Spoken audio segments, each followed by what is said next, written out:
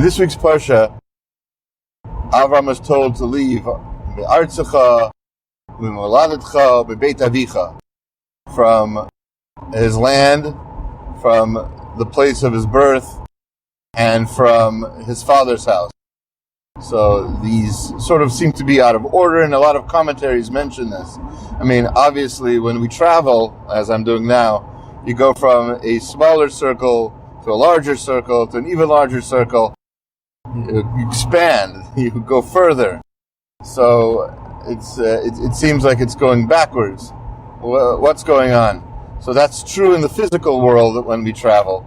But when we're traveling from something psychological or something spiritual, as the Alshich suggests, in that case, it goes the other way around. Sociological influences, as we know, peers and parents and society, those are harder for somebody to get rid of. Those are harder to shake off.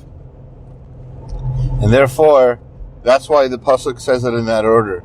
Because when Avram is changing and becoming closer to Hashem, he has to shake off, turn away from those former sociological influences and spiritual influences that made up who he was. Now, we all do that. You ask a child about politics nowadays, very likely what they'll be telling you is not what they actually believe, but what they hear from their family, from what they hear from their peers, or from what they hear from their society. That's what sociology is, and that's the kind of influence that it has on us. So to bounce out of that, what you need to do is you need to focus on what your real goal is. Avram's goal was to get closer to Hashem at this stage in his life.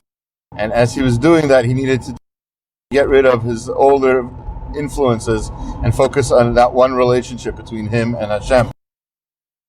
We all need to do that, and that's how we build community, and that's how we get closer to our goal of living more spiritual lives. As we continue on the road to living more spiritual lives, we should have a Shabbat Shalom, and everybody should be well. Take care.